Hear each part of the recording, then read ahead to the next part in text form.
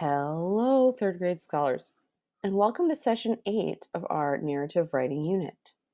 Today, we're going to learn how to write discovery drafts, and we're just going to go for it. So, scholars, I know that you're probably thinking, Mrs. Halverson, we've already written drafts. We already have our story in a rough draft form. Well, guess what? Today, you're going to start all over drafting the same story. And again, we're just going to go for it.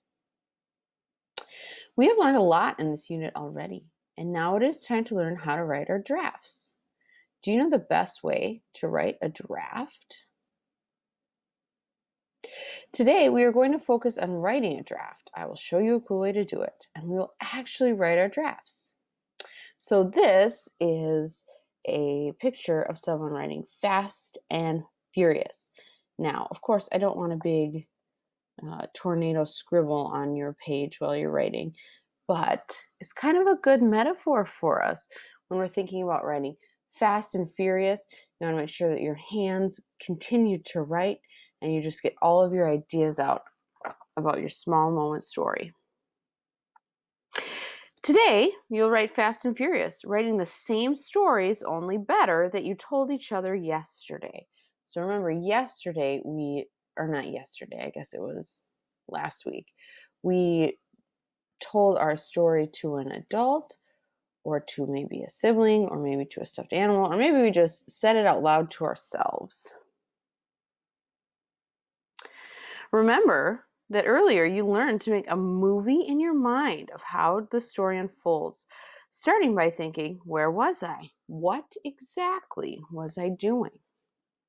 Well, a friend of mine is studying to be an artist, and in her class on painting portraits, her professor has taught her that one way to get unbelievable power into her drawing is to look at her subject and sketch what she sees without even looking down at her paper. She keeps her eyes on the person and sketches with the goal of putting down the truth of what she sees, all of it, onto the page. Writers do something similar. They fill themselves with true things that happened to them. They remember the very start of the episode and storytell what happened first.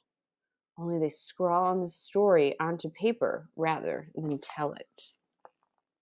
And then, without worrying too much about perfect spelling or word choice or anything, they keep their minds fixed on everything that happened and write fast and furious, long, without stopping. Let me give you an example of a third grader's flash draft. It isn't spelled all that well and it isn't perfect, but listen to the power of his fast write. Felix, wake up. We have to go to church. We went to church. I started seeing all my family members. I did not know what was happening. Then I saw a big box coming out of the church. My grandma laid her head against the big brown box and started crying. I tugged at her shirt. Grandma, what's in there? Just look. I stared through the screen. It was my grandfather.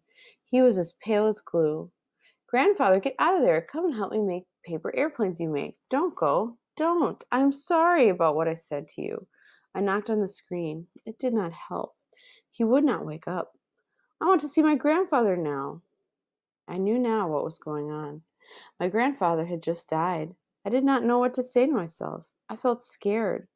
What was I going to do without my grandpa? No. There's no paper airplanes that he's going to make me. Who is going to say funny stories every day? Who is going to put a smile on me every day?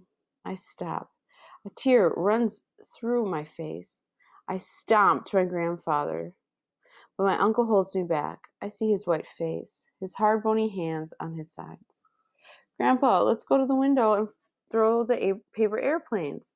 I see him coming, his pale white face grinning at me.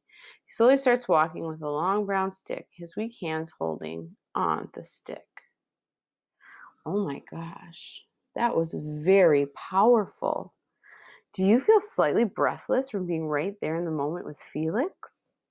Did you notice how he did that by including the exact words he said, what he saw, what he thought, what he felt? Now that is excellent writing, and that is what we do when we play a mental movie. All of us, when we were reading Felix's story or listening to it, felt like we were riding right along. during this most memorable moment in his life. Now, scholars, something that's a little bit tricky, I think, sometimes about adding dialogue and adding how you're feeling is sometimes you say to yourself, well, I don't remember what I was feeling in that moment. That was a long time ago. Well, that's why it's really important to play your mental movie, right? So when we are watching movies on a screen, the characters are acting and they make us feel a certain way, right? So if you play that mental movie in your mind and pretend that you're actually there in that moment, how do you feel? What would you say? Is it okay not to have the exact words that you said? Yes, that is okay. But you do need to think about what you would say in that situation. All right. So today we're going to write discovery drafts. It's going to be so awesome. You get to write your ideas you had bottled up in you all this time. It's time for them to make their way onto your paper. Remember to include your lead, specific actions, and details. I'm also going to add into that dialogue. Make sure that you have people talking in your story. Today, for share time, I want to share with you a special way that I like to encourage myself as a writer. After I've written something, I like to go back over it and pick out a part I am particularly proud of, just one part of the story. Go ahead and pick something in your draft that you are particularly proud of and underline it so that I can see it when I'm looking through all of your writing work. And then I can be super impressed by all of the things you've learned and the beautiful writing that you've done. Okay. Here is just a reminder of all the things that we've already learned in this writing unit and all the things that you need to remember when you're writing your flash draft. First, you need to find story ideas that are focused and important to you and write a lot of entries. Scholars, you need to make sure that you're not telling me about an entire day. That's too long.